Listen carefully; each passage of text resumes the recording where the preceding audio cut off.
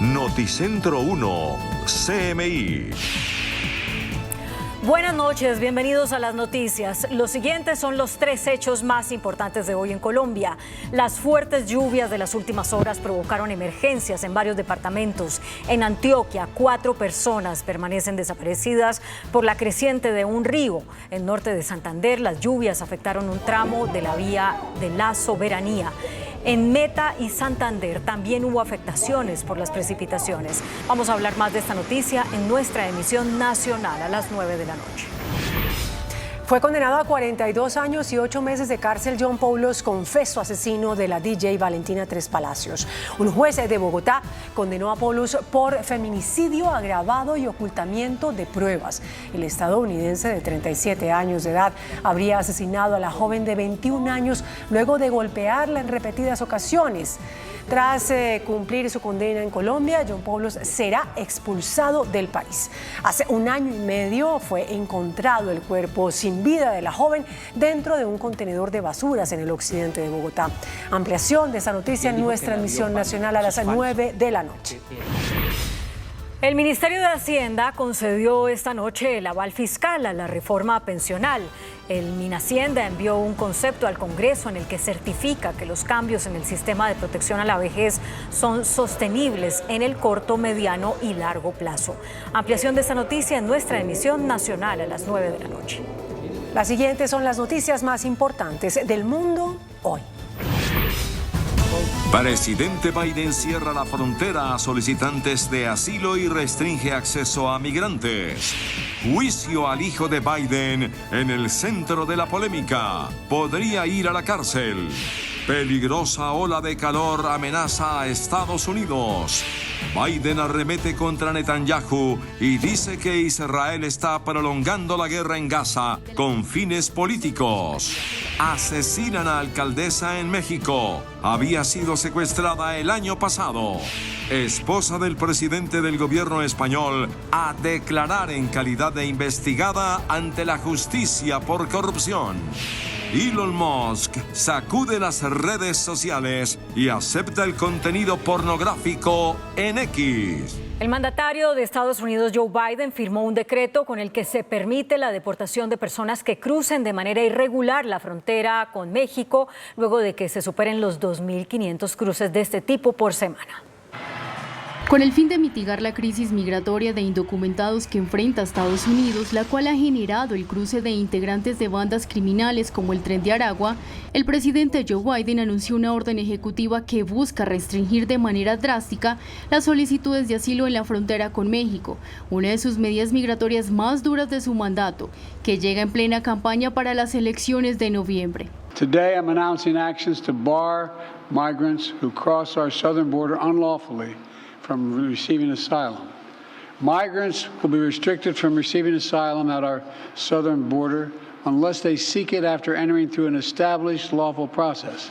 El mandatario agregó que con esta acción ayudará a obtener el control de la frontera y a restablecer el orden en el proceso. La ley permitirá a las autoridades estadounidenses deportar a quienes no cumplan con los requisitos para solicitar asilo cuando se supere la cifra de 2.500 detenciones diarias en la frontera durante un promedio de 7 días. Sin embargo, la norma tendrá excepciones para niños no acompañados, personas que enfrentan amenazas médicas o de seguridad graves y víctimas de trata. Los protocolos para solicitar asilo tendrán alivio una vez que esa cifra disminuya a 1.500, en promedio durante 14 días, lo que podría ser difícil de alcanzar. El mes pasado, unos 3.800 migrantes cruzaron la frontera cada día y se practicaron en total 118.000 detenciones. La gestión de la migración se ha convertido en un tema central para los votantes, superando la economía y la inflación, según encuestas. Y en el segundo día de juicio contra Hunter Biden, hijo del presidente de Estados Unidos, Joe Biden, acusado de posesión ilegal de armas, la fiscalía argumentó frente a los jurados que nadie está por encima de la ley. En el segundo día de juicio penal por posesión ilegal de armas contra Hunter Biden, la fiscalía presentó su caso diciendo a los jurados que el hijo del presidente Joe Biden era un drogadicto, que mintió en el papeleo para obtener un revólver y que nadie está por encima de la ley. Entre tanto, el abogado defensor dijo al jurado que las pruebas presentadas en el juicio demostrarán que Hunter Biden no violó la ley a sabiendas. Y es que Robert Hunter Biden enfrenta 3 cargos federales, 2 por hacer declaraciones falsas y 1 por posesión ilegal de armas, todos relacionados con la compra de un revólver en octubre de 2018, arma que conservó durante unos 11 días. Los 2 cargos por declaraciones falsas corresponden a acusaciones de haber mentido sobre su consumo de drogas en un formulario exigido por el gobierno federal cuando compró el arma, por lo cual puede enfrentar hasta 25 años de prisión si es declarado culpable. Sin embargo, Hunter se declaró inocente de los cargos que se le imputan. El hijo del mandatario también se enfrentará a juicio en septiembre en California, acusado de no pagar $1,4 millones en impuestos. Las autoridades meteorológicas de Estados Unidos pronosticaron la primera ola de calor del verano que provocará temperaturas muy altas, especialmente en el sureste del país. Se espera que varias partes de California, Nevada y Arizona presenten temperaturas muy altas esta semana con la llegada de la primera ola de calor, que según los pronósticos generará temperaturas con al menos 43,3 grados Celsius. Well, it looks like this upcoming heat wave will be most intense across the interior west, so this won't particularly be a heat wave that affects, say, Los Angeles and San Francisco, but more across the inland and mountain areas, so the Great Basin, the Sierra Nevada, the inland mountain ranges, all the way from western Canada south to central Mexico. El Servicio Meteorológico Nacional de Estados Unidos anunció que la mayor parte del área que se extiende desde el sureste de California hasta la parte central de Arizona tendrá fácilmente las más altas temperaturas desde septiembre pasado y es posible que se rompan récords de temperaturas diarias desde Las Vegas hasta Phoenix. Asimismo, se preparan los equipos contra incendios, quienes estarán desde esta semana en alerta roja, especialmente en Arizona. El presidente de los Estados Unidos, Joe Biden, considera que el primer ministro israelí, Benjamin Netanyahu, está prolongando la guerra en Gaza, esto al no ver un avance en las negociaciones para una tregua. Tras varios meses de negociaciones para un acuerdo de tregua entre Israel y Hamás en Gaza, las cuales hasta el momento han resultado fallidas, en medio de una entrevista, el presidente estadounidense Joe Biden dijo que considera que el primer ministro israelí Benjamin Netanyahu está prolongando la guerra en el enclave por motivos políticos y para mantenerse en el poder al frente de una compleja coalición de gobierno. Y es que Netanyahu ha recibido presiones del ala ultraconservadora de la alianza de 7 partidos políticos del gobierno para que no acepte un alto al fuego en la franja de Gaza, donde han muerto al menos 36.500 civiles y cerca de 300 soldados israelíes. Entre tanto, el primer ministro manifestó que la propuesta de Biden está incompleta y que están trabajando constantemente para liberar a los rehenes, de los cuales estiman que 120 siguen cautivos. De estos, 43 han sido declarados muertos sin que se encontraran sus cuerpos, por lo que no renunciarán a los objetivos de la guerra, principalmente la eliminación de Hamás. Por lo que Estados Unidos instó al Consejo de Seguridad de las Naciones Unidas a respaldar el plan de 3 fases anunciado por Biden, para así poner fin a los casi 8 meses de guerra en Gaza, liberar a todos los rehenes y enviar grandes cargamentos de ayuda humanitaria al devastado territorio. El Parlamento de Eslovenia ratificó el reconocimiento del Estado palestino. El país, miembro de la Unión Europea y de la OTAN, aprobó un decreto que reconoce a Palestina como Estado luego de rechazar una moción de la oposición que proponía aplazar la votación por 30 días. Eslovenia se suma así a España, Irlanda y Noruega, que el 28 de mayo reconocieron oficialmente a Palestina. En América Latina, 2 días después de las elecciones presidenciales en México, asesinaron a la alcaldesa de Cotija, en Michoacán, Yolanda Sánchez, junto con uno de sus escoltas. La violencia contra los políticos sigue indetenible en México. La alcaldesa del municipio de Cotija, en Michoacán, Yolanda Sánchez Figueroa, que había sido secuestrada hace menos de 9 meses, fue asesinada a tiros junto a uno de sus escoltas. Según los testigos, un grupo de criminales disparó con rifles de asalto contra la alcaldesa, que recibió 19 impactos de bala y cuya defunción fue certificada a su llegada al Hospital Regional del municipio de Los Reyes. Este es un suceso que ocurre después de la celebración de las elecciones presidenciales, legislativas, regionales y locales, donde la oposición encabezada por la ex candidata presidencial Xochitl Gálvez dijo que presentará impugnaciones a los resultados. Por otro lado, los mercados reaccionaron al triunfo de la candidata del oficialismo Claudia Sheinbaum con una depreciación del peso mexicano del 4,42% al pasar de 16,96 pesos por dólar a 17,71 unidades por dólar, a la vez que la bolsa se desplomó un 6%. Begoña Gómez, la esposa del presidente del gobierno español, Pedro Sánchez, fue citada para el 5 de julio a declarar ante un tribunal por un caso de presunta corrupción. El juez Juan Carlos Peinado ha citado a Begoña Gómez para declarar como investigada por tráfico de influencias y corrupción el próximo 5 de julio. Así, el magistrado imputa formalmente a la esposa del presidente del gobierno español, Pedro Sánchez. La decisión llega después de que la justicia rechazara la solicitud de la Fiscalía en la que recomendaba cerrar la investigación, al no haber constatado elementos suficientes para continuarla. Sin embargo, un tribunal de Madrid consideró que sí habían indicios acerca de la presunta comisión de un hecho delictivo y autorizó que continuara la investigación preliminar. Entre tanto, Pedro Sánchez, mediante una carta, señaló que es muy extraño. Esta decisión se anuncia solo 5 días antes de que se celebren elecciones al Parlamento Europeo, lo cual resulta extraño. El líder del Ejecutivo español señaló que esta situación responde a una campaña promovida por los líderes de la oposición con el fin de quebrar su plano político y personal. En el sur de Alemania, al menos 5 personas perdieron la vida y miles fueron evacuadas después de que fuertes lluvias azotaran la región y causaran grandes inundaciones. Ante la gravedad de la situación, la ciudad de Passau, en el sur del país, cerca de la frontera con Austria, declaró el estado de emergencia porque los niveles de agua en el río Danubio alcanzaron los 10 metros. Narendra Modi se declaró vencedor en las elecciones generales de India por tercera vez. El primer ministro Narendra Modi reclamó la victoria de su alianza en las elecciones generales de la India, a pesar de un desempeño bajo de su propio partido, que enfrentó un desafío más fuerte de lo esperado por parte de la oposición, la cual rechazó el historial económico mixto y la polarización política del líder. Modi afirmó que su alianza democrática nacional formará gobierno por tercera vez consecutiva.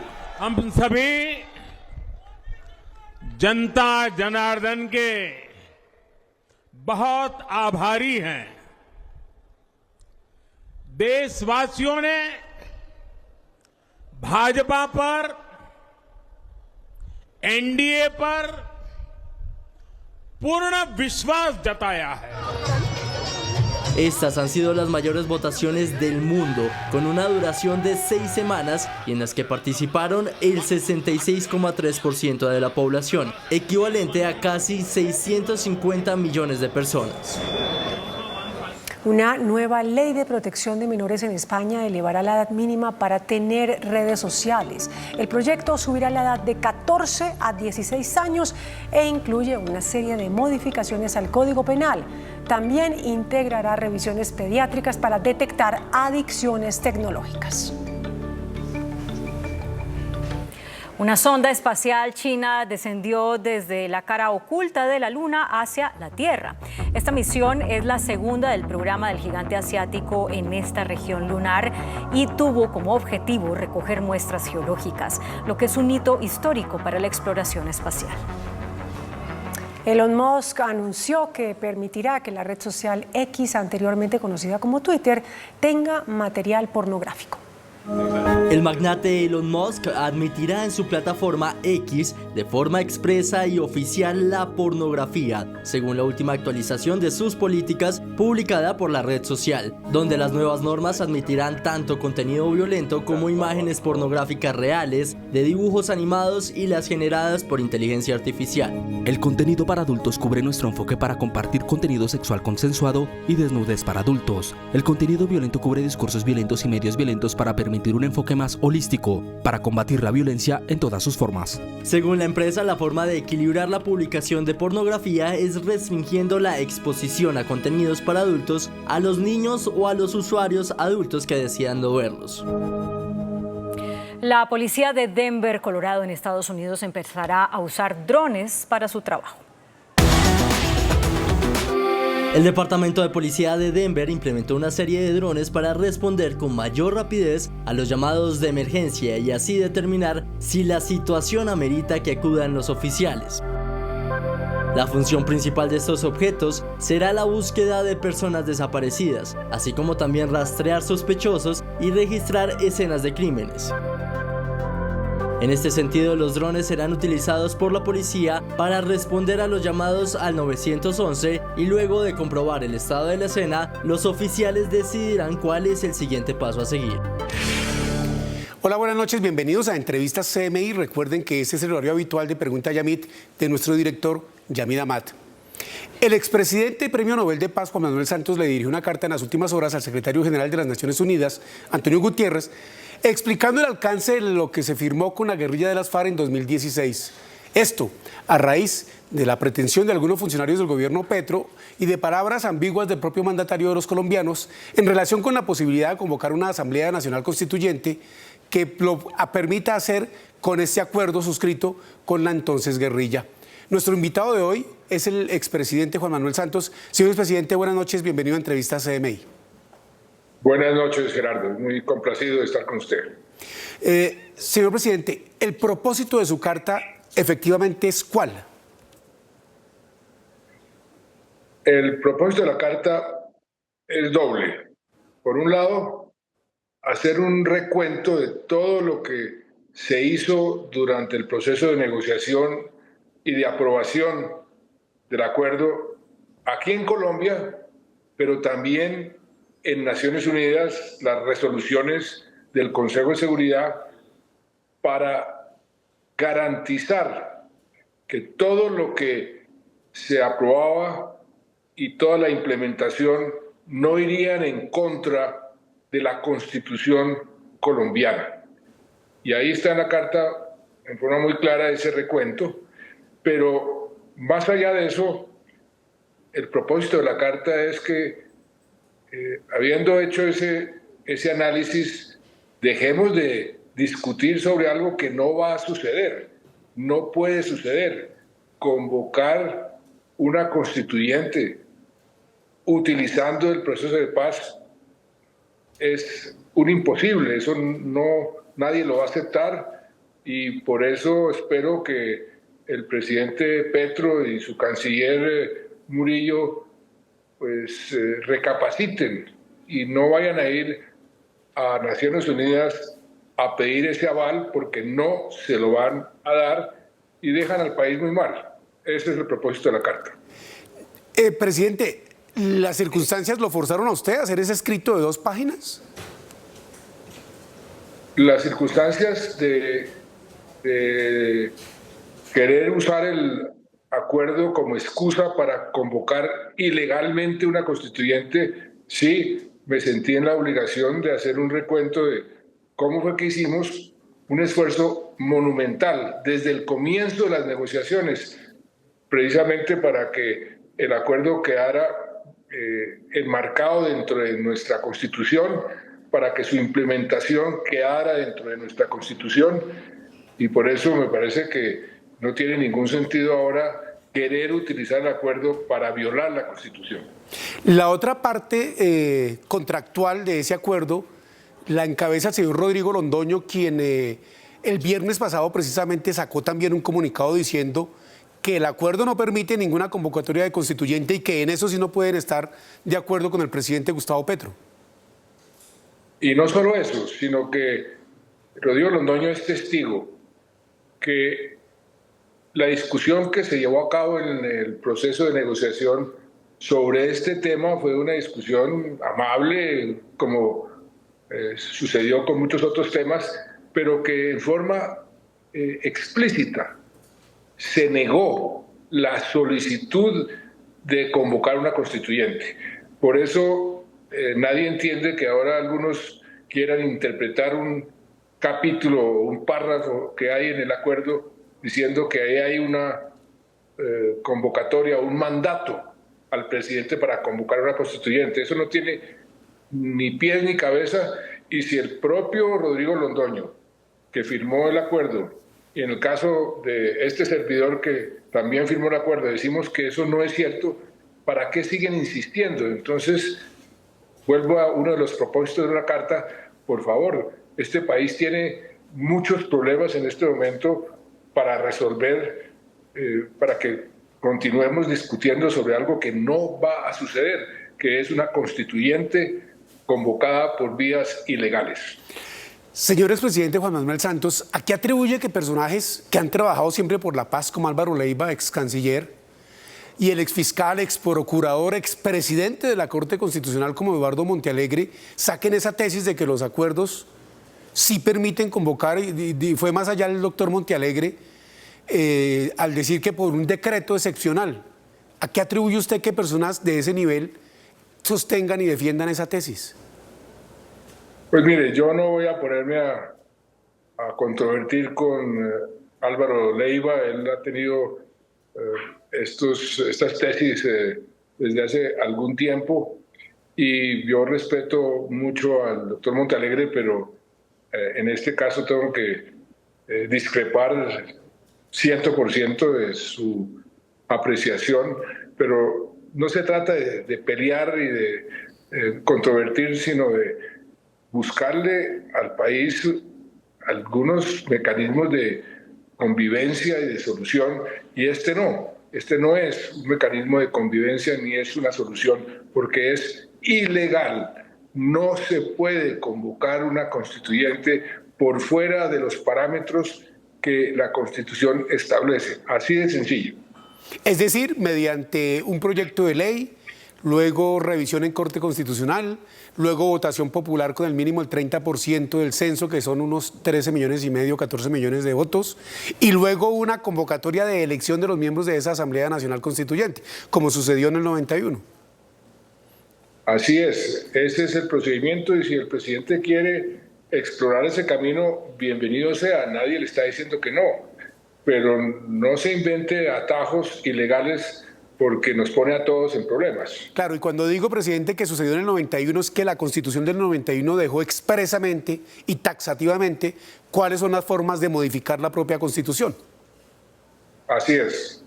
Señor presidente, ¿y cómo valora usted el hecho de que el propio jefe de Estado, el presidente Gustavo Petro, manifieste que el Estado ha incumplido el acuerdo que usted suscribió con la guerrilla de las FARC? ¿Qué opinión le merece una aseveración cuando eres el jefe del Estado que dice que está incumpliendo? Pues yo he recibido muchas llamadas del extranjero, de Nueva York, preguntándome que eso qué quiere decir, que el presidente anuncia que va a ir a la ONU, al Consejo de Seguridad, a denunciar el Estado del cual él es jefe por no cumplir con los acuerdos. Nadie entiende eso, yo tampoco. Por eso espero que no lo haga, porque ahí no hay ningún tipo de explicación posible, y más bien concentrémonos en implementar el acuerdo. Desde el comienzo del gobierno se lo he solicitado de forma muy amable y con toda la consideración, que por favor implementemos el acuerdo para bien de Colombia, para bien de los firmantes que nos están asesinando, para bien de las regiones que van a estar beneficiadas con los programas de desarrollo con enfoque territorial, que tanta dificultad nos tomó negociarlos con las comunidades, pero que finalmente se lograron. Ahí hay muchas cosas que se pueden implementar sin necesidad de una constituyente, sin necesidad inclusive de leyes especiales. Falta es voluntad política y capacidad de gestión. Y ojalá el presidente entienda esto y que en los próximos 2 años finalmente cumpla con lo que él había prometido en la campaña, que es implementar el acuerdo. Además, se le ha dicho en todas las formas, mire, su plan de paz total no tiene ningún sentido si no se implementa el acuerdo con las FARC, porque el acuerdo con las FARC es como los cimientos, la base del edificio. Si esos cimientos no están sólidos, si el primer piso no queda sólido, cualquier cosa que se construya de ahí para arriba va a quedar sin piso. Entonces, sí, por el bien de todos, que se implemente el acuerdo de paz, y en eso los firmantes de ambas partes, tanto Rodrigo Londoño como este servidor, estamos totalmente de acuerdo. Implemente el acuerdo de paz. Señor presidente Santos, el presidente Gustavo Petro se ha quejado de los expresidentes, ha dicho que esos son un club antiguo y lo ha puesto a usted en el mismo nivel del expresidente Uribe, del expresidente Pastrana, del expresidente Iván Duque. ¿Usted se siente al lado de ellos en estas críticas a la implementación del acuerdo?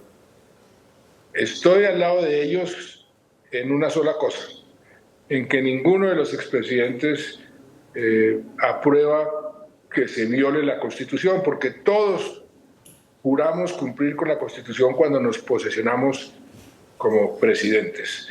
En otros aspectos no tenemos mayor coincidencia que el presidente Petro me ponga a mí en el mismo corral con el presidente Uribe o con el presidente Duque.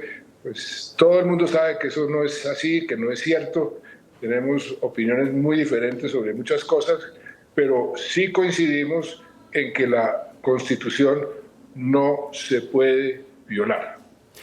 Señor presidente Juan Manuel Santos, ¿qué valoración hace del cumplimiento que ha hecho el presidente Gustavo Petro y su gobierno? Ahorita el viernes cumple 20 meses ya de mandato de ese acuerdo con la guerrilla de las FARC. Le preguntaba, señor expresidente, el tema de la valoración que hace usted de la implementación de los acuerdos de paz en esta administración, la de Gustavo Petro.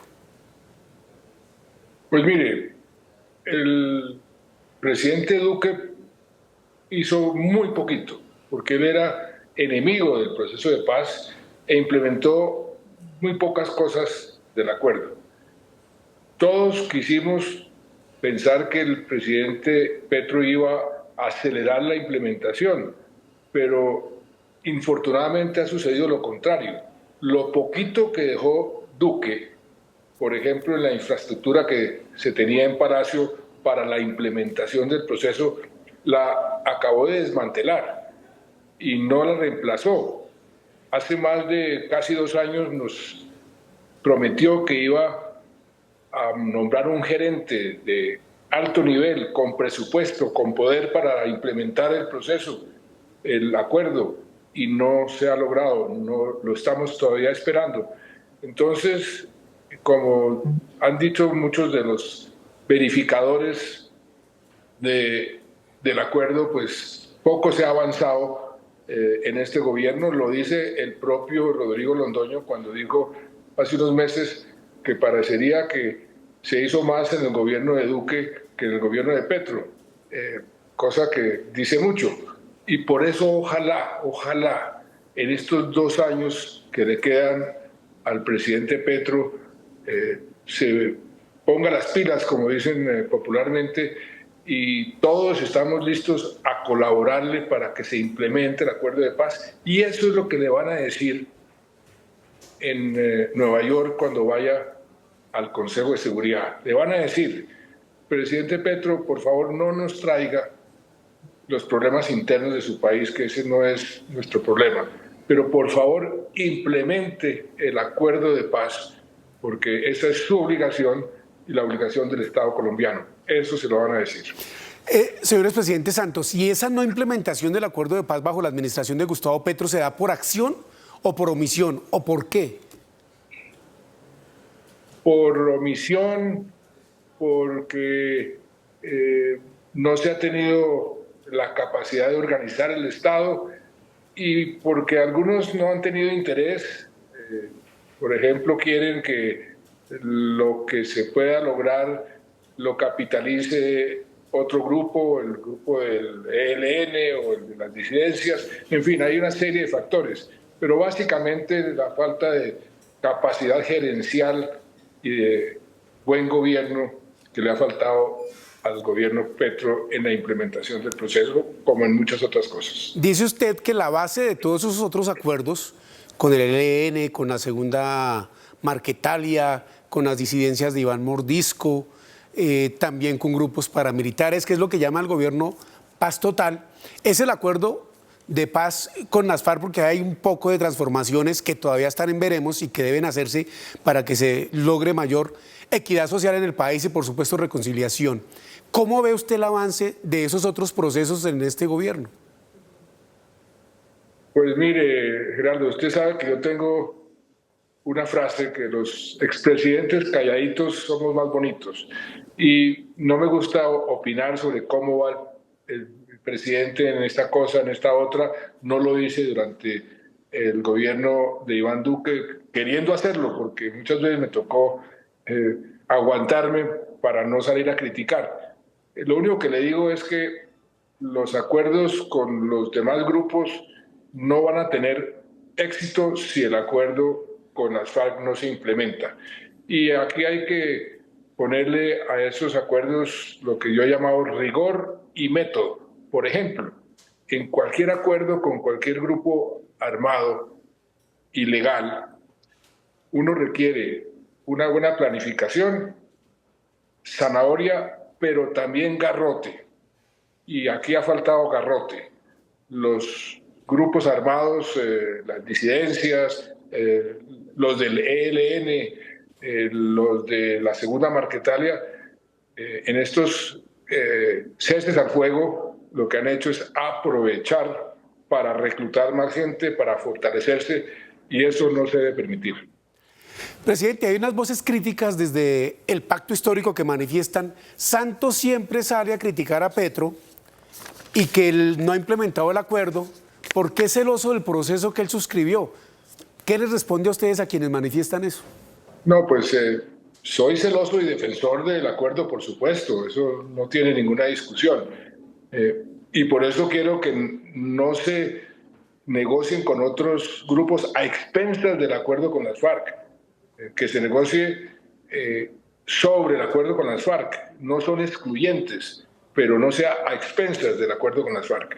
En eso tienen razón de que yo defiendo el acuerdo con las FARC para que se implemente en su totalidad, porque así también se les resolvería al gobierno y al país muchísimos problemas. Ahí hay reformas que todavía están por hacerse, que son necesarias para el país, y ojalá se puedan hacer lo más pronto posible. A 8 años ya casi de la firma de ese acuerdo, ¿cuál es el balance que usted hace hoy de lo que ha pasado, del asesinato de dirigentes que firmaron esa paz? ¿Su balance cuál es, presidente? Pues mire, el acuerdo fue un éxito en lo que llaman el DDR, que es la primera fase de cualquier acuerdo de paz, la desmovilización, el desarme, la reintegración, y se comenzó a implementar. Participaron el 95% de los miembros de las FARC, eso es una cifra récord. El número de armas que entregaron fue la más alta en la historia de los acuerdos de paz que se han firmado en el mundo, y las instituciones que se crearon, la Justicia Especial para la Paz, la Justicia Transicional, es un ejemplo para el mundo entero. Así lo dice todo el mundo. Lo que falta es la implementación de muchas de las cosas que se acordaron. Sobre esas instituciones que creó el acuerdo de paz, una es la Jurisdicción Especial para la Paz, que ha sido criticada por el gobierno actual. No obstante, por ejemplo, el fiscal de la Corte Penal Internacional, aquí en visita en Bogotá, hace 15 días dijo que era ejemplo para el mundo, como usted lo manifiesta. ¿Cómo entender que sea criticada dentro y alabada afuera? Pues mire, sí hay lugar a ciertas críticas. Por ejemplo, que se ha demorado mucho en dar los primeros fallos, en que las amnistías que se le han debido dar a los no responsables, máximos responsables de las FARC, se demoraron mucho. En eso hay lugar a ciertas críticas, pero el mecanismo de la Justicia Especial de Paz, la infraestructura que se creó, es un ejemplo a nivel mundial. Todo el mundo viene a estudiar cómo es que ustedes hicieron esto. La primera vez que las dos partes en un conflicto se ponen de acuerdo para crear un tribunal especial de paz y someterse a él para que sean sancionados los máximos responsables de los crímenes de guerra y de lesa humanidad. Eso no ha sucedido nunca. Bajo el paraguas del Estatuto de Roma, eso no ha sucedido nunca. Entonces, sí, puede haber algunas críticas que creo que, y espero que los magistrados de la JEP las asimilen. Creo que lo que me han dicho es que la están asimilando y están corrigiendo algunos aspectos de su funcionamiento, pero en su totalidad es un diseño que quedó muy bien diseñado. Y mire la paradoja. Sí, señor. Uno de los que ayudó al diseño de esa estructura fue el doctor Álvaro Leiva, que hoy es crítico mayor de la JEP. Señor expresidente, ¿Colombia estaba preparada para esa justicia transicional? Que unos comandantes guerrilleros como Rodrigo Londoño Timochenko, como Carlos Antonio Lozada, hoy senador de la República, Julián Gallo Cubillos, como la propia Sandra Ramírez, ex esposa de Tiro Fijo, no hayan sido condenados, no tengan unas penas. ¿Colombia estaba preparada para eso, para verlos, por ejemplo, en el Congreso o verlos en la presidencia de un partido político sin que hayan llegado esas sanciones que las merecen por los crímenes que cometieron y que han confesado algunos ante la JEP? Pues Gerardo, le recuerdo que aquí, por ejemplo, los que han criticado que estén en el Congreso miembros de las FARC, anteriormente fueron ponentes de las leyes que le dieron amnistía, por ejemplo, al M-19. Esto es un acuerdo que crea un sistema de justicia para que no exista impunidad, y eso es lo que el mundo está aplaudiendo y celebrando. Yo sé que muchas veces la justicia transicional es difícil de entender y de aceptar, porque estamos acostumbrados a una justicia punitiva, pero la justicia transicional es mucho mejor que la impunidad, y esto lo que hace es garantizar que no hay impunidad. Retomemos el tema de la constituyente, doctor Juan Manuel Santos. El presidente Gustavo Petro hoy, en una reunión que sostuvo con todo el cuerpo diplomático acreditado en Colombia, manifestó que los que se reeligieron ahora no les gusta la reelección, que él no la va a buscar, y también dijo ahí que no está pensando en convocar a una Asamblea Nacional Constituyente por fuera, acudiendo a ese acuerdo de paz con el cual iniciamos esta entrevista, y manifestó eso. Pero dijo que esa podría ser una opción. ¿Puede hacerse una constituyente hoy sin que haya un acuerdo nacional como el que dio fruto a la Constitución del 91? Por eso lo digo, Gerardo, no se puede. Él, si quiere, puede presentar la propuesta de una constituyente, pero requiere un gran acuerdo nacional para que tenga el apoyo en el Congreso, para que tenga los votos en las diferentes instancias, y creo que en este momento eso no va a ser posible. Pero si él dice que no se va a reelegir, pues por supuesto que está diciendo una verdad, porque no se puede reelegir, está prohibido por la Constitución. Y cuando dice que los que hoy critican ese mecanismo de convocar ilegalmente una constituyente se reeligieron, en mi caso personal, yo me reelegí porque la Constitución lo permitía. Yo no cambié la Constitución para reelegirme, yo cambié la Constitución para abolir la reelección, que es otra cosa completamente diferente. Claro, en el gobierno de Álvaro Uribe hubo el cambio de un articulito, el famoso cambio del que habló el doctor Fabio Echeverry, que habilitó a Álvaro Uribe para su segundo mandato. Después intentaron revivir un tercer mandato con referendo que no salió, y después usted aprovechó esa constitución que permitía una reelección, pero en su gobierno fue tramitada la reforma del nuevo constitucional que la abolió. Doctor Juan Manuel Santos, ¿qué le dice usted finalmente al presidente Gustavo Petro, que él, en Twitter o en X los critica con tanta dureza, pero que al mismo tiempo convoca un acuerdo nacional? Pues que estamos listos para el acuerdo nacional. Yo estoy listo para ayudar en lo que sea, se lo he dicho desde un principio. Yo no voy a intervenir en la parte política, en la contienda electoral, pero como expresidente, si me necesita, estoy listo para ayudarle. Espero que en los próximos 2 años que le quedan de gobierno podamos tener un país menos polarizado, donde nos podamos hablar los unos con los otros y podamos hacer lo que Iván Cepeda propone un gran acuerdo nacional para resolverle los problemas a la gente, no para convocar constituyentes ilegales.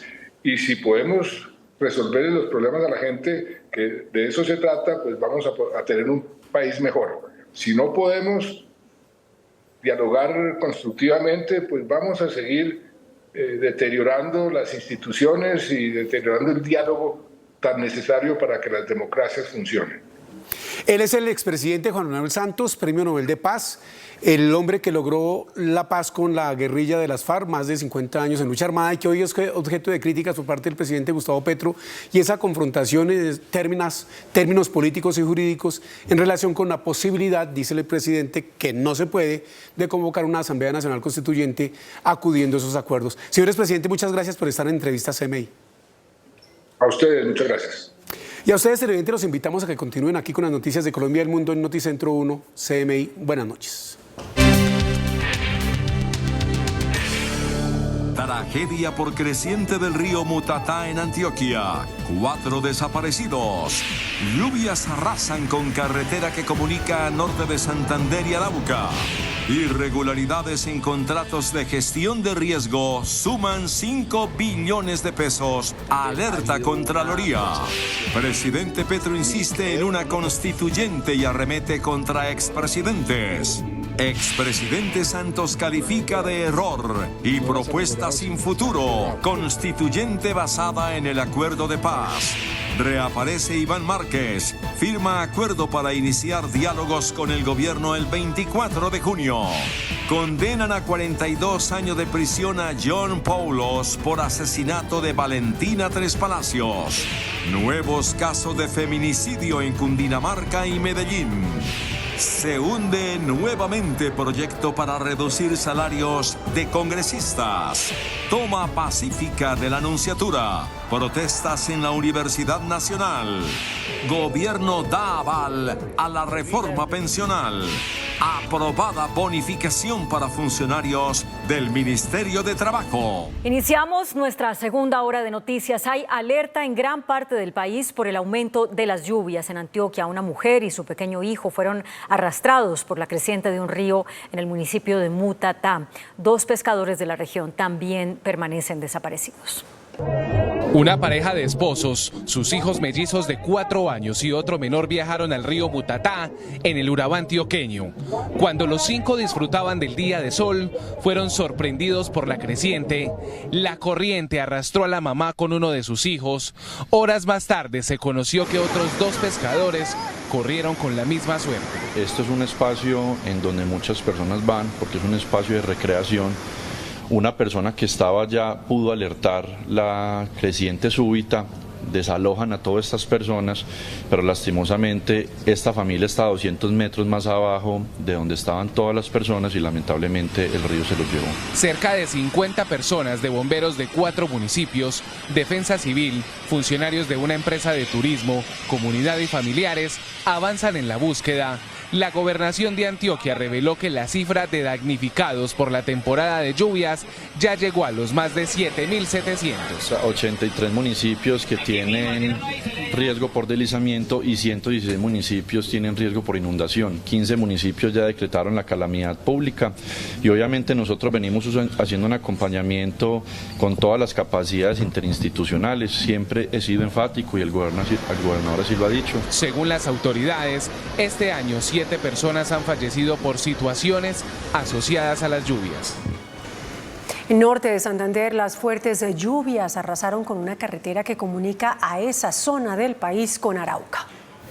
Los fuertes aguaceros de las últimas horas han afectado a 2 regiones de norte de Santander, a la altura del municipio de Toledo, kilómetro 92 de la Vía de la Soberanía, que comunica con los departamentos de Arauca y Boyacá. Presenta cierre total por pérdida de la banca. El consorcio Vías de Colombia estima que en 4 días se restablecerá el tráfico vehicular. En las inmediaciones de los municipios de Toledo y de Chitagá, sobre la Vía de la Soberanía, se presentaron algunas afectaciones producto de las lluvias, algunos remociones en masa en algunos puntos vulnerables que ocasionaron pérdida de banca y por ende incomunicación de esta vía con el departamento de Arauca. Y al occidente del departamento se vieron afectadas varias veredas de los municipios de Arboledas y Cucutilla, dejando varias familias damnificadas e incomunicadas porque 7 puentes llamados hamacas fueron arrasados por las fuerzas del caudal del río Arboledas. Según el reporte de las autoridades de riesgos, no hubo pérdidas humanas gracias a las alertas tempranas que permitieron evacuar a tiempo a la comunidad ribereña.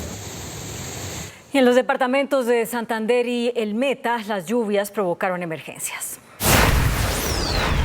Graves emergencias por crecientes súbitas que pusieron en riesgo la vida de 26 personas en un paseo de olla. E inundaciones y pérdidas de cultivos dejan las lluvias de las últimas horas en varias zonas de Santander. Tanto policía como defensa civil, bomberos y voceros de gestión de riesgo piden a las comunidades de zonas ribereñas extremar medidas por las lluvias que vienen, evitar paseos de olla y no cruzar caños donde los afluentes hídricos tengan cambios repentinos de caudal para evitar tragedias. Las lluvias continuas en el departamento del Meta siguen afectando la zona del Ariari. Nuevamente el desbordamiento del río Ariari ha afectado a más de 10 veredas de los municipios El Castillo y El Dorado. Las aguas han inundado cultivos de yuca, plátano, arroz y papaya, dañándolos en su totalidad. Los habitantes se encuentran en alerta máxima, ya que las lluvias persistentes provocan crecientes súbitas que ponen en riesgo sus vidas. Igualmente en Villavicencio, el desbordamiento del río Guatiquía inundó 3 veredas afectando a 50 familias. La Contraloría detectó irregularidades en contratos de la Unidad para la Gestión del Riesgo por 5 billones de pesos en los últimos 4 años. El informe cuestiona la selección de 3 empresas en varios contratos. El más reciente informe de la Contraloría General advierte sobre un incremento del 700% en la contratación de suministros de carrotanques, con un costo acumulado de más de 37.000 millones de pesos en lo que va del año. El controlador encargado Carlos Zuluaga habló de concentración de contratos en 3 departamentos. Hay concentración de contratación en varios departamentos, en los departamentos de Córdoba, Guajira, Bolívar, Boyacá y en el departamento de Santander. Ha habido una concentración de la contratación que por lo menos 3 empresas concentran el mayor número de recursos. Las irregularidades encontradas ascienden a los 5 billones de pesos en contratos en los últimos 4 años. Que de esos 5 billones de pesos hoy está en riesgo, en detrimento, en sobrecosto, en corrupción, alrededor de todas estas contrataciones que se han dado durante los últimos 4 años. La mayoría de los contratos que se encuentran en ejecución han tenido siniestralidad, lo que significa que los contratos no están cumpliendo el objeto para el cual fueron debidamente proyectados. El Contralor dijo que esas contrataciones están en cabeza de alcaldes y gobernadores y que ya se ordenaron nuevos embargos a empresas que están vinculadas en estas contrataciones. Por su parte, el director de la Unidad de Gestión del Riesgo, Carlos Carrillo, aseguró que gran parte del dinero de la entidad se fue a campañas políticas. El director de la Unidad para la Gestión del Riesgo, Carlos Carrillo, declaró en la Fiscalía como testigo dentro del caso de presuntos sobrecostos de millones de pesos para la compra de carrotanques para llevar agua potable a La Guajira y otras regiones del país. El director de la Unidad para la Gestión del Riesgo, Carlos Carrillo, dijo que lo que han descubierto es que hubo un uso indiscriminado de los dineros de la unidad en las campañas políticas. Al parecer hubo una evidente utilización política de las capacidades de la unidad en las elecciones pasadas y ni siquiera el señor Olmedo hacía campaña no solo por los candidatos de su propio partido político, sino por distintos candidatos, y yo creo que esto nos lleva a pensar que aquí toda la clase política colombiana está inmiscuida en este escándalo. Carrillo le solicitó a la Fiscalía que los reconozca como víctimas dentro del escándalo de corrupción y dentro de las investigaciones a Snyder Pinilla y Olmedo López. La unidad sigue siendo víctima de su actuar criminal, entonces pues sí es necesario que se tenga en cuenta la versión de la unidad a la hora de pensar en esos principios de oportunidad. Carrillo también declarará como testigo en la Corte Suprema de Justicia. El presidente Gustavo Petro insistió en una constituyente y se refirió a la posibilidad de una reelección. También arremetió contra algunos expresidentes de la República. En medio de un encuentro con el cuerpo diplomático acreditado en Colombia, el presidente Petro habló de la constituyente y la posibilidad de reelección, las cuales descartó por ahora. Los que me critican se reeligieron. Yo no quiero reelegirme. ni creo que una constituyente es el instrumento adecuado aún, pero no niego esa posibilidad en un futuro, porque el poder constituyente tiene que expresarse. El presidente Gustavo Petro aprovechó la oportunidad para responder a los cuestionamientos de los expresidentes, a quienes denominó como el sindicato del pasado. Esa realidad de lo que han llamado el sindicato del pasado, de los expresidentes tratando a como dé lugar de no permitir que haya una reforma a la salud, que no haya una reforma a las pensiones, que no haya una reforma agraria, que no haya una reforma a la educación. El jefe de Estado respondió al expresidente Juan Manuel Santos y la carta que envió al secretario de la ONU defendiendo los acuerdos firmados en 2016. Santos va a pasar, digamos, en la historia como el constructor de ese proceso, pero pareciera que no entendió una palabra que él mismo puso y firmó. La declaración unilateral de paz lleva necesariamente a una asamblea constituyente y esta necesariamente a una reelección del actual presidente de la República. Asimismo, en su encuentro con el nuncio apostólico, el presidente Petro reiteró el llamado al Vaticano para que albergue una ronda de negociación con la guerrilla del ELN. Finalmente, el presidente Petro agregó que el acuerdo de paz logrado en el gobierno Santos hay que analizarlo, ya que este no ha llevado a Colombia a una era de paz. El expresidente Juan Manuel Santos calificó como un error y una propuesta que no tiene futuro la tesis del presidente Gustavo Petro de que el acuerdo de paz con las FARC permitiría por sí mismo convocar a una constituyente.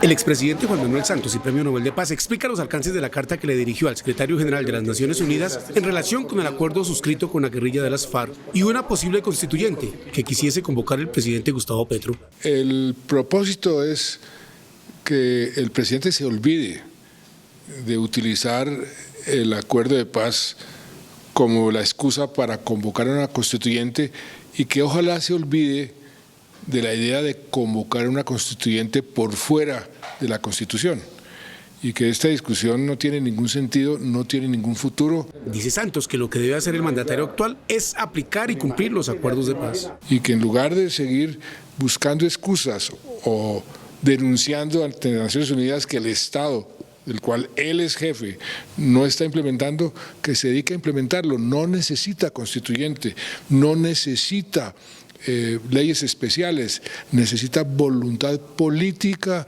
capacidad de gestión, de gerencia para producir los resultados. Y rechaza que el presidente Petro lo incluya al mismo lado que otros expresidentes. Esa es una estrategia política. Ponerme a mí al lado de Duque o de Pastrana o de Uribe, pues todo el mundo sabe que eso no es así. Eso sí, hace un balance negativo de lo que ha sido la administración Petro. Ahí están los hechos, están las cifras. El presidente Duque le dejó a Petro un país bastante descuadernado. Las cifras están ahí. Y creímos que el presidente Petro iba a mejorar esas cifras e infortunadamente no las ha mejorado, sino las ha empeorado. El exmandatario insiste en que si el presidente quiere convocar una constituyente, que lo haga por los canales institucionales. Y por medio de su cuenta de X, el expresidente Iván Duque respondió a las críticas que le hizo el también expresidente Juan Manuel Santos. A la acusación del presidente Juan Manuel Santos en el sentido de que su gobierno dejó a Colombia hecha trizas, el expresidente Iván Duque respondió hoy por medio de su cuenta de X y lo mismo que al presidente Gustavo Petro. El que ayudó a elegir el desastre, en referencia a Juan Manuel Santos, el que tiene ministros y embajadores, ahora viene como redentor de la paz cuando dejó un reguero de intenciones y desastres que fueron corregidos en nuestro gobierno y aplaudidos por la ONU. Ni constituyente ni reelección, ni maromas juguetonas para seguir dividiendo a Colombia entre amigos y enemigos de la paz, manifestó el exmandatario Iván Duque, quien siempre ha rechazado la idea de que su gobierno hiciera trizas el acuerdo de paz con la guerrilla de las FARC. La posibilidad de realizar una Asamblea Nacional Constituyente que tenga como base el acuerdo de paz con las FARC dividió opiniones en el Congreso de la República. Desde el partido Comunes, antes FARC, respaldan la idea del presidente Gustavo Petro de una asamblea constituyente, pero que esta parta desde la base del acuerdo de paz suscrito con esta insurgencia que dejó las armas en 2016. Si ese acuerdo que ojalá sea así, eso nos haría sentir muy orgullosos.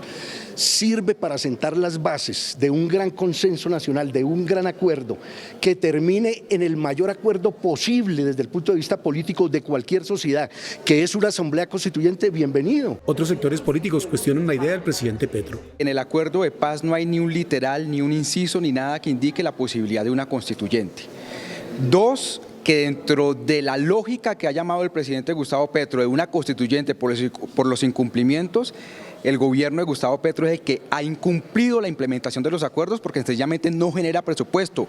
No hay, por ejemplo, ese gran articulador que prometió el gobierno hace 2 años para la implementación de los acuerdos. La mayoría en el Congreso de la República coincide en que la única forma de cambiar la Constitución es acudiendo a los mecanismos que esta misma establece. El gobierno y la segunda Marquetalia anunciaron esta noche la instalación formal de la mesa de diálogos. El primer ciclo de conversaciones se realizará en Caracas entre el 24 y el 29 de junio. La reunión estuvo encabezada por el comisionado de paz Oti Patiño y el líder de la segunda Marquetalia, Iván Márquez. De manera sonriente, Oti Patiño e Iván Márquez firmaban el acuerdo para el inicio formal de la mesa de diálogos de paz entre el gobierno colombiano y la ahora llamada Segunda Marquetalia Ejército Bolivariano. Durante 2 días se reunieron en Caracas y hoy dieron a conocer este documento en el que fijan las condiciones del inicio de la mesa y los temas de negociación entre las dos partes. Dice el punto 8 del acuerdo. Se acordó igualmente que la agenda de diálogos y negociación tendrá, entre otros, los siguientes puntos básicos. Primero, desescalamiento del conflicto y alistamiento de los territorios de paz. Segundo, construcción de territorios de paz. Tercero, víctimas como sujeto social transformador. Cuarto, condiciones para la convivencia pacífica. Quinto, implementación y verificación. También se dice que los ciclos de conversaciones durarán 1 semana, prorrogables por acuerdo mutuo, con intervalos no superiores a 30 días hábiles. En la firma del documento estuvieron, además de Patiño y Márquez, el jefe negociador a nombre del gobierno, Armando Noboa, y quien encabezará a la delegación de la segunda Marquetalia, Walter Mendoza. Según el documento firmado, por su parte, la representación de la segunda Marquetalia Ejército Bolivariano manifestará en la mesa de diálogos de paz sus razones para el alzamiento armado, entre ellas el incumplimiento y el entrampamiento del acuerdo de paz de 2016. Por su parte, el Gobierno Nacional de Colombia considera indispensable el cumplimiento de dicho acuerdo por parte del Estado y su implementación integral. En el proceso estarán como países garantes Cuba, Noruega y Venezuela, y como acompañantes el representante del Secretario General de las Naciones Unidas y de la Conferencia Episcopal. En máxima alerta están las fuerzas militares por los repetidos ataques con drones adaptados con explosivos. En el Cauca, las disidencias estarían entrenando a menores de edad con este fin. En videos quedaron registrados los drones que estarían usando las disidencias FARC para atacar a la fuerza pública. Unos ataques a través de estos drones armados. Hemos salido afortunadamente, gracias a Dios, avantes ante estos intentos de ataques y seguimos mejorando nuestras capacidades tácticas y técnicas para contrarrestar esta amenaza. Estarían instrumentalizando a menores de edad para la manipulación de estos aparatos. Argelia se nos volvió una problemática social muy grande. Hemos tenido alrededor de 4 o 5 desplazamientos en este año, tenemos confinamiento en algunas zonas. Realmente estamos adquiriendo la tecnología para poder neutralizar cualquier intención a través de estos drones armados. Ante la alerta que hay de orden público, incrementa la ofensiva operacional. Con operaciones de acción decisiva en todo el suroccidente del país, dando unos excelentes resultados. Se desarrolló un consejo de seguridad en donde se plantean algunas salidas y sobre todo es de salir a proteger la vida, a proteger la integridad, sobre todo de los niños y los adultos mayores que tienen dificultades en estos momentos tan complejos. Otros 150 hombres del ejército fueron desplazados estratégicamente al departamento del Cauca para apoyar labores de inteligencia. Un juez condenó a 42 años y 8 meses de cárcel al estadounidense John Paulos por el feminicidio de la DJ Valentina Tres Palacios. En la ciudad de Bogotá se llevó a cabo el juicio contra John Poulos, confeso asesino de la DJ Valentina Tres Palacios. El juez 10 de conocimiento de Bogotá escuchó los alegatos de conclusión para luego definir el sentido de fallo en el juicio contra Poulos. El anuncio del sentido del fallo es por el delito de feminicidio previsto en el artículo 104A. También el anuncio del sentido del fallo es por el delito de ocultamiento, alteración o destrucción de elementos materiales probatorios. La Fiscalía y la Procuraduría pidieron en la misma audiencia una condena ejemplar, la máxima para John Poulos por el feminicidio de la DJ. Sea la pena máxima del cuarto mínimo. Y la sumatoria de esas penas, su señoría, en consideración de la Fiscalía, ascienden a más de 47 años y medio de prisión. Razón por la cual la sumatoria de la pena máxima del cuarto mínimo solicita su aplicación. Hubo pruebas suficientes para demostrar la activa planeación para acabar con la vida de la joven, con la que sostenía una relación sentimental el estadounidense. Y él dijo que la vio pálida. Eso es falso. El procesado mintió en este juicio oral. Valentina estaba llena de hematomas.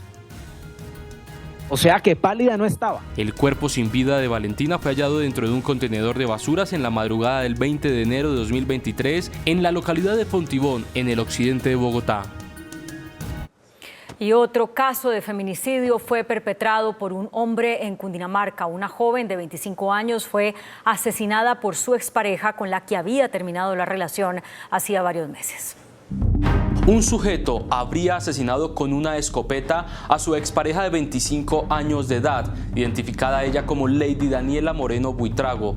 Luego del brutal ataque se quitó la vida. El feminicida fue identificado como Rubén Darío Gil, con quien la víctima tenía un hijo de 4 años. Habría terminado una relación sentimental ya hace 8 meses. Una persona acaba con la vida de su expareja sentimental. Posteriormente se causa una lesión que termina también por quitarle la vida en hechos en zona rural de este municipio. En Colombia, en lo corrido del año 2024, son 271 mujeres que han sido víctimas de feminicidio. 665 mujeres están en riesgo potencial de feminicidio en Bogotá. Así lo reveló la Secretaría de la Mujer. En lo corrido del año, según las cifras de la Fiscalía General de la Nación, que son las mismas que maneja el distrito, tienen cuenta de 6 casos de feminicidio, por lo que anunciaron un refuerzo a las medidas de protección a las mujeres en Bogotá. Vamos a reforzar ese seguimiento a las mujeres que están en riesgo de feminicidio con los equipos de la Secretaría de Seguridad. Vamos a aumentar nuestra presencia de la Secretaría de la Mujer en puntos de Fiscalía. Son 665 mujeres en potencial riesgo de feminicidio actualmente en la ciudad y más de 4.200 que han solicitado orientación en los canales de atención, especialmente en las comisarías de familia, a las que el distrito reforzará. Bogotá cuenta con 51 equipos comisariales, 37 comisarías. En el plan de desarrollo tenemos una meta de llegar a 67. También se van a fortalecer los servicios de atención en la línea 123 con personal idóneo para orientar a las mujeres cuando requieran atención inmediata. La Secretaría de Salud de Bogotá denunció la mutilación genital de 2 menores de edad pertenecientes a comunidades indígenas. 2 casos de mutilación genital se han presentado en lo corrido del año en Bogotá, ambas en los resguardos de la comunidad embera que acampa desde hace varios meses en diferentes puntos de la capital. El año pasado se registró un caso y en lo que va del año 2024 en población embera, una niña de 13 años llegó a nuestros servicios de salud con caso de mutilación genital y una bebé de 23 días de nacida llegó a nuestros hospitales con caso de mutilación genital. Según el distrito, se espera que la comunidad indígena embera que acampa desde octubre del año pasado en el Parque Nacional no habite más ese lugar a partir de agosto de este año. El 83%, según los últimos datos que tenemos de la Secretaría de Salud, quieren retornar a su territorio. El 17% quiere quedarse en la ciudad. Tenemos que tener alternativas para los dos. Son más de 1.200 indígenas embera que actualmente están en la ciudad, a la espera de un retorno seguro a sus territorios de origen. Nuevamente hay relevo en el fiscal del caso contra el expresidente Álvaro Uribe por presunto soborno a testigos. El proceso penal contra el expresidente Álvaro Uribe por presunto soborno a testigos y fraude procesal tendrá nuevo cambio de fiscal. La decisión se debe al anuncio que hizo hace unos días la fiscal general Luz Adriana Camargo sobre el retorno de unos cargos originales de varios fiscales. Así las cosas, Gilberto Villarreal, quien acusó hace unos días al expresidente Uribe, entregará el expediente a Marlene Orjuela, nueva delegada ante la Corte Suprema de Justicia. Con este cambio ya son 6 los fiscales que han conocido el proceso contra el expresidente. Según la hoja de vida de la fiscal Marlene Orjuela, ingresó a la fiscalía en el 2012 y desde entonces ha ocupado cargos como fiscal delegada ante el Tribunal Superior de Bogotá. El presidente Gustavo Petro negó una persecución a la oposición. Somos demócratas y no vigilamos a nadie, fue lo que dijo. La Presidencia de la República aseguró que es falsa la información que circula en redes sociales de una supuesta operación denominada Orión, la cual estaría haciendo interceptaciones ilegales. Por su parte, el presidente Petro rechazó las acusaciones y aseguró que son ideas falsas. A los integrantes de la oposición le pedimos no caer en estas trampas que organizan grupos, los cuales si quieren enfrentarnos y separar a través del odio a la sociedad colombiana y una guerra perpetua, pueden confiar en este gobierno que jamás quebrantará los principios y valores democráticos. El gobierno anunció que trasladará la denuncia a la Fiscalía y a los organismos competentes. Y el presidente Gustavo Petro ratificó las críticas a la familia del ex vicepresidente Germán Vargas Lleras y la señaló de ser responsable de la crisis en el sector salud. Esto horas después de que Enrique Vargas Lleras le remitiera una carta exigiéndole rectificar las acusaciones en su contra. En esta carta de 2 páginas dirigida al presidente Gustavo Petro, Enrique Vargas Lleras, quien fue miembro de la Junta Directiva de la nueva EPS, le pidió rectificación al jefe de Estado sobre afirmaciones que hizo en contra de él y de su familia. Jamás manejé o dirigí la nueva EPS, únicamente participé como miembro de su junta en representación de la Caja de Compensación Familiar, CAFAN, y dijo que no tiene conocimiento sobre ocultamiento de facturación, como lo denunció el superintendente de salud. La junta nunca tuvo conocimiento de información sobre un supuesto ocultamiento de 5,5 billones de facturas. Sobre esta situación, quienes estuvieron al frente de la administración deberán dar las explicaciones correspondientes. Enrique Vargas Lleras manifestó además que espera que el presidente rectifique sus afirmaciones. Estos ataques del gobierno son consecuencia de mi posición frente a la reforma de la salud, ya que, desde que fue presentada, me opuse radicalmente y en la Junta Directiva de la nueva EPS lideré que no se apoyara dicha iniciativa. Y esta tarde, en vez de rectificar la información como lo pidió Vargas Lleras, el presidente se ratificó. Lo dijimos nosotros. La nueva EPS era la caja de financiación de los dirigentes de Cambio Radical. Usaron la Fiscalía y la nueva EPS como constructoras de un proyecto de aspiración presidencial al usar la libertad, la cárcel y los recursos públicos de la salud como medios para enriquecerse y ganar elecciones. La Comisión Primera de la Cámara hundió el proyecto de ley que reducía los salarios de los congresistas y de otros funcionarios del Estado. Fracasó nuevamente la iniciativa que buscaba que los congresistas se bajaran el sueldo. En tercer debate se hundió el proyecto, pues algunos parlamentarios consideraron que se hundiría en la Corte Constitucional. Me parece que no es ético nosotros aprobar una ley para que genere una falsa expectativa, para que después la Corte la tumbe y le echemos la culpa a la Corte. No, yo pienso que no, tenemos que ser nosotros transparentes, honestos. El pacto histórico que votó a favor del proyecto le pidió al gobierno que insista en la iniciativa y que se extienda a otros funcionarios del Estado. Recordemos que a nivel de América Latina, Colombia es el segundo país con salarios más altos a congresistas y por vía de congresistas a muchísimos otros más. El proyecto tuvo una votación mayoritaria, sin embargo no logró los votos necesarios para seguir su trámite. Comunidades indígenas y campesinas se tomaron las instalaciones de la Nunciatura Apostólica en Bogotá. Solicitan un refugio humanitario ante la violencia que viven en sus territorios. Al mediodía de este martes, un grupo de al menos 30 indígenas se tomó las instalaciones de la Nunciatura Apostólica ubicada en Teusaquillo, en el oriente de Bogotá. Allí instalaron un refugio humanitario, pues aseguran que se volvió insostenible la vivienda en sus lugares de origen. Entendemos este espacio como pues cuna del ejercicio católico aquí a nivel nacional y con él pues pretendemos enviar un mensaje internacional en el marco pues del aumento del paramilitarismo aquí en Colombia, la falta de garantías para permanecer en el territorio. En total, entre campesinos e indígenas completan un grupo cercano a las 100 personas que acamparán de forma indefinida en la Nunciatura. Estamos acá porque es un refugio humanitario, estamos aquí porque no podemos estar en los territorios, estamos aquí hasta que hayan soluciones ya frente al ejercicio del desmonte del paramilitarismo. No tenemos una fecha clara, repito que vamos a estar acá hasta que hayan soluciones porque no podemos estar en los territorios. Desde el distrito solicitan al gobierno nacional adelantar las soluciones de fondo para garantizar un retorno seguro a los manifestantes. Hubo de nuevo disturbios en inmediaciones de la Universidad Nacional en Bogotá. Personas encapuchadas bloquearon la carrera 30 en sentido norte-sur, lo que llevó a las autoridades a cerrar por completo la vía. Las mayores complicaciones se presentaron en el sistema Transmilenio. Cientos de personas se vieron obligadas a caminar para regresar a sus casas. Y en el departamento del Atlántico hay alerta por el aumento de los homicidios. En mayo pasado fueron 64 los homicidios en el Atlántico. En el mismo mes de 2023 ocurrieron 55 asesinatos. 60 fueron en Barranquilla y el área metropolitana. De ellos, 37 sucedieron en esta capital. Es un proceso que se muestra obviamente muy creciente, las cifras hablan de por sí solas. Preocupante, por decirle el resumen de Barranquilla, en estos 5 meses tenemos 45 muertes violentas más que en el mismo periodo del año anterior. Hemos hecho un trabajo comparativo de los últimos 3-4 años y la tendencia de la violencia criminal es que esta va creciendo. En el caso de Barranquilla, en los primeros 5 meses del año se llegó a 187 el número de víctimas contra 142 en el mismo periodo de 2023. Hoy murió el hombre herido en el atentado contra Jorge Luis Alfonso López el pasado 23 de mayo, fecha en la que murieron inicialmente 2 hombres. Los fuertes vientos de hoy en el oriente de Bogotá provocaron la caída de al menos 4 árboles. Además, se desprendió una enorme estructura en un colegio del norte de la capital.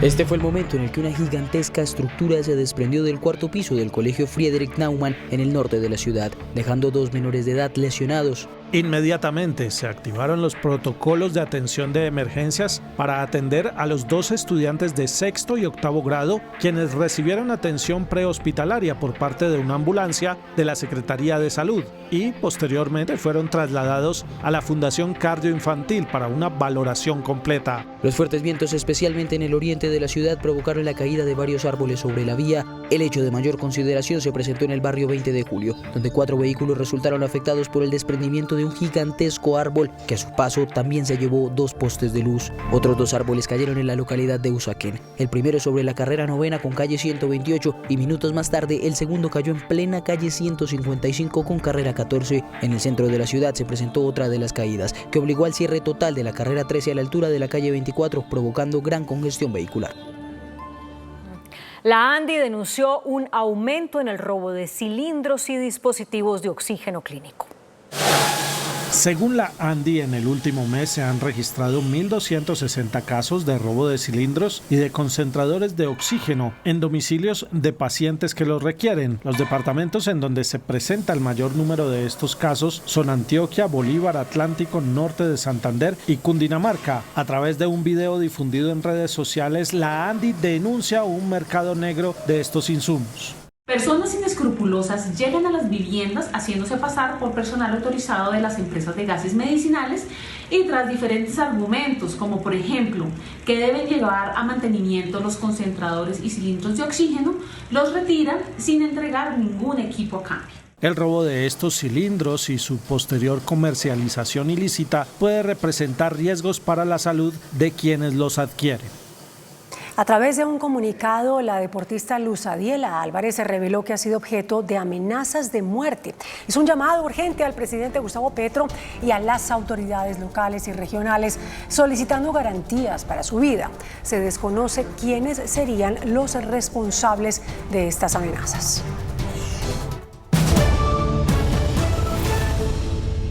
El presidente de Estados Unidos, Joe Biden, firmó una ley que limita las solicitudes de asilo a los migrantes y se llevó a cabo el segundo día del juicio contra Hunter Biden, uno de los hijos del presidente Joe Biden. Las noticias del mundo en Noticentro 1 CMI. El presidente de los Estados Unidos, Joe Biden, firmó una orden ejecutiva que restringirá las solicitudes de asilo en la frontera con México. La ley permitirá a las autoridades estadounidenses deportar a quienes no cumplan los estándares de asilo cuando se supere la cifra de 2.500 detenciones diarias en la frontera durante un promedio de 7 días. En el segundo día de juicio penal por posesión ilegal de armas contra Hunter Biden, la fiscalía presentó su caso diciendo a los jurados que el hijo del presidente Joe Biden era un drogadicto que mintió en el papeleo para obtener un revólver y que nadie está por encima de la ley. Entre tanto, su abogado dijo al jurado que las pruebas presentadas en el juicio demostrarán que Hunter no violó la ley a sabiendas. Elon Musk modificó las normas de X para permitir la publicación de contenido para adultos. Según el magnate, los usuarios deberían poder crear, distribuir y consumir material relacionado con temas sexuales siempre que se produzca y se distribuya de forma consensuada. En otras noticias de Colombia, decenas de personas venidas de varias regiones del país marcharon hoy en Bogotá en apoyo al pueblo palestino. Las banderas de Palestina y Colombia ondeaban juntas como marco de la marcha de apoyo a Palestina. Unos niños encabezaban la marcha con la bandera de Palestina. Hoy estamos presentes con jóvenes, con adultos y sobre todo las mujeres. Solidaridad con la mujer palestina y con los niños y niñas de Palestina. De sororidad por todo el atropello que están recibiendo nuestras mujeres y nuestros niños en Palestina, porque creemos que si se ataca a la mujer, que es la que da la vida, la creadora de la vida después de Dios, pues esto sí nos va a llevar es como al exterminio de la humanidad. Los marchantes llegaron de varias partes del país para pedir el cese del genocidio contra Palestina. El cese total del fuego.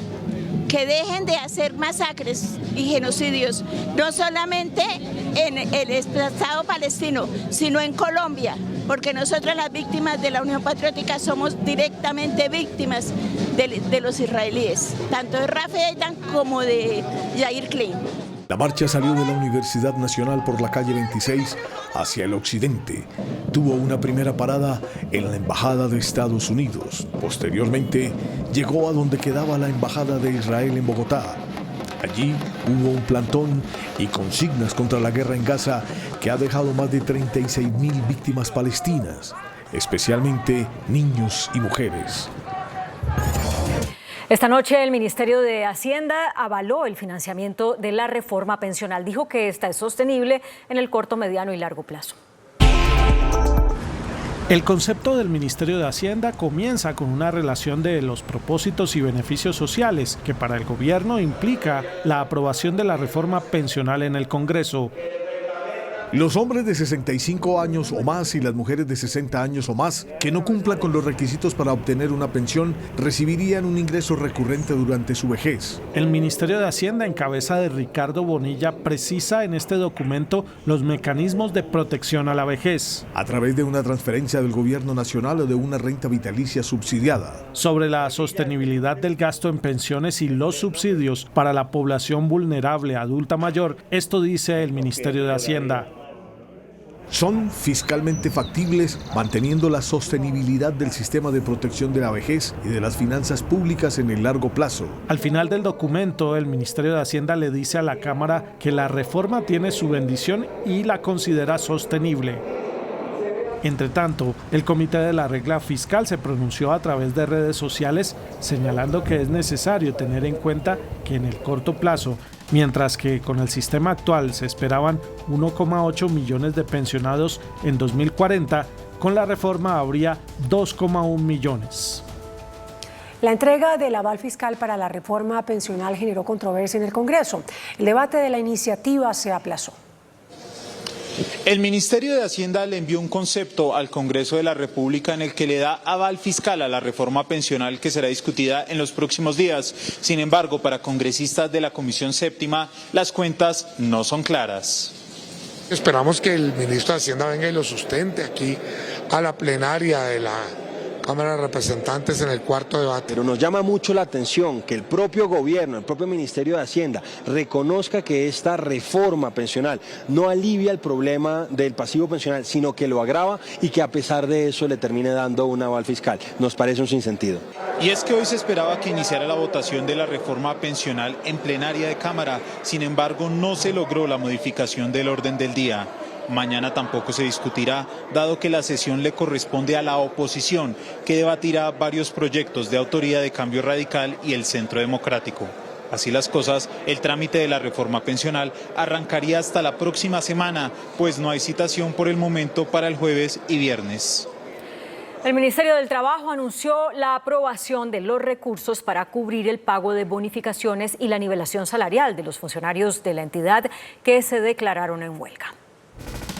La ministra de Trabajo, Gloria Inés Ramírez, se reunió en las últimas horas con su colega de Hacienda, Ricardo Bonilla, y con voceros de los 14 sindicatos de esa cartera que se declararon en huelga desde la semana pasada. El objetivo de esta reunión era aprobar el otorgamiento de la bonificación especial por compensación establecida en el acuerdo sindical de 2023 y que, según los sindicatos, su incumplimiento motivó la declaratoria de la huelga. Se espera que con la aprobación de los recursos necesarios para pagar la nivelación salarial se conjure la huelga que ha convocado a más de 2.000 funcionarios del Ministerio del Trabajo. La ministra de Agricultura, Jennifer Mojica, anunció la puesta en marcha de un plan para acelerar la compra de tierras. 2,6 billones se destinarán para este objetivo. La ministra de Agricultura, Jennifer Mojica, dijo que ha dado instrucción a la Agencia Nacional de Tierras para escoger los 200 predios más grandes ofertados dentro de la estrategia de adquisición de tierras para ejecutar la reforma agraria. Tenemos un plan de aceleración en la compra de tierras de reforma agraria. Ya hemos venido mostrando en el último mes y medio unas maratones de entregas de tierras. Acabamos de concluir el Día Campesino con 6.000 hectáreas que se entregaron a población campesina en Magdalena, Córdoba y Meta, y ahora tenemos un plan de la aceleración de las 200 fincas más grandes que se han ofertado a la Agencia Nacional de Tierras. La ministra Mojica detalló los alcances de lo que el gobierno denomina Confianza Colombia, el programa bandera con el que se ejecutarán más de 2.600.000 millones de pesos en apoyo a los campesinos, con énfasis en aquellos afectados por problemas climáticos. Confianza Colombia es una estrategia de reactivación económica y adaptación al clima del agro colombiano. Queremos que todos los sectores productivos se adapten y se anticipen a las inundaciones y lluvias excesivas de este segundo semestre. La plenaria de la Cámara de Representantes aprobó en último debate un proyecto de ley que crea una jurisdicción agraria que servirá para dirimir conflictos de tierras en Colombia. La plenaria de la Cámara aprobó la creación de un tribunal que decidirá exclusivamente sobre los pleitos de tierras en Colombia. Los jueces buscarán agilizar y descongestionar los miles de casos sobre propiedad rural en Colombia. Este proyecto significa para los colombianos y significa para nosotros los congresistas el resultado de unas luchas de más de 100 años, del acuerdo de paz, llevarlo, aterrizarlo a un proyecto de ley estatutaria. La oposición cuestiona el costo del proyecto y de la nueva jurisdicción.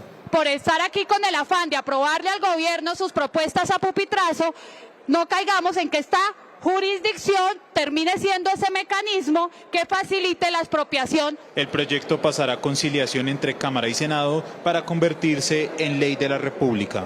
Hoy se conocieron las más recientes cifras sobre el acceso a crédito e inclusión financiera, que dan cuenta de las barreras que subsisten para acceder a recursos a través de la banca tradicional. En el marco de la primera feria de inclusión financiera del sector cooperativo que se llevó a cabo en Bogotá, se conoció que aproximadamente el 35% de los adultos tenían vigente al menos un producto de crédito en el año 2023. Los más recientes reportes de inclusión financiera hablan de que en el último año 135.000 adultos menos tuvieron acceso a crédito en comparación con el año 2022.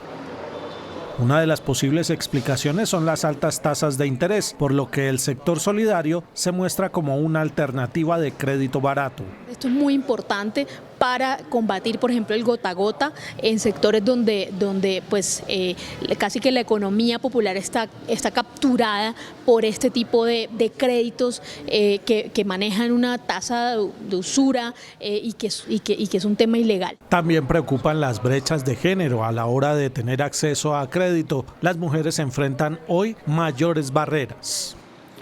Fenalco reportó una caída en las ventas de las tiendas de barrio por cuenta de la entrada en vigencia de la reforma tributaria. El presidente de Fenalco, Jaime Alberto Cabal, advirtió sobre el fuerte impacto que ha tenido la reforma tributaria en los tenderos, especialmente el relacionado con los llamados impuestos saludables. El impacto en sus ventas es enorme.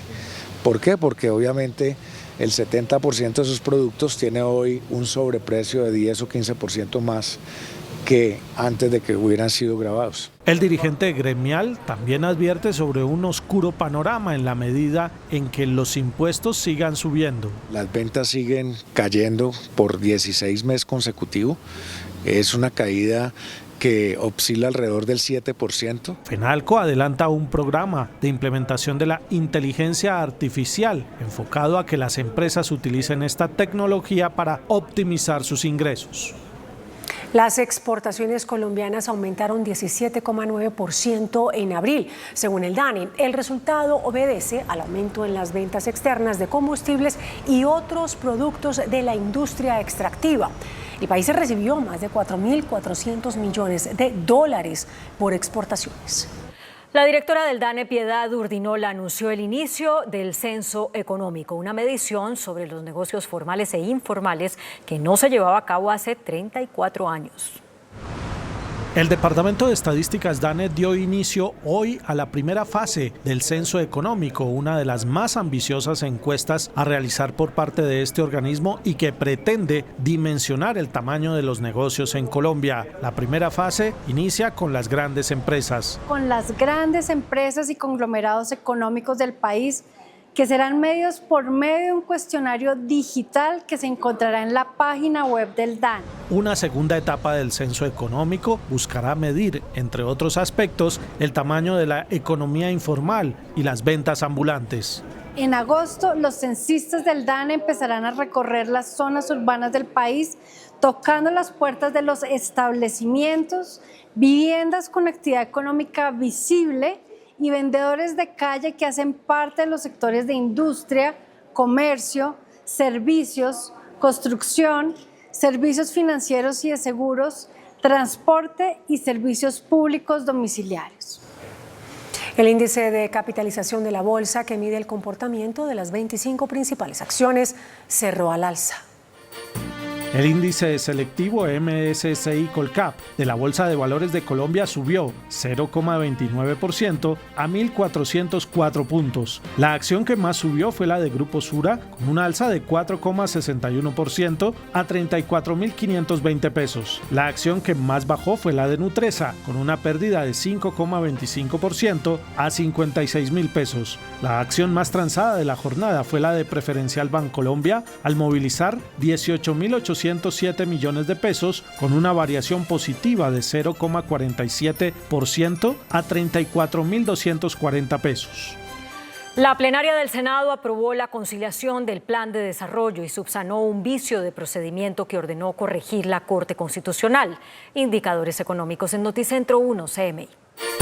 La tasa representativa del mercado que regirá para mañana miércoles será de 3.909 pesos con 65 centavos. Los profesionales del cambio compran la divisa a 3.720 pesos y la venden a 3.830 pesos. Un euro cuesta hoy 4.271 pesos. La libra de café en Nueva York cerró hoy a $2 con 33 centavos. El azúcar se transó a 18,87 centavos de dólar por libra. El barril de petróleo WTI se cotizó a $73 con 36 centavos. La referencia Brent para Colombia se cotizó a $77 con 59 centavos. La acción de Ecopetrol cuesta 2.370 pesos. Hasta aquí Noticentro 1 CMI.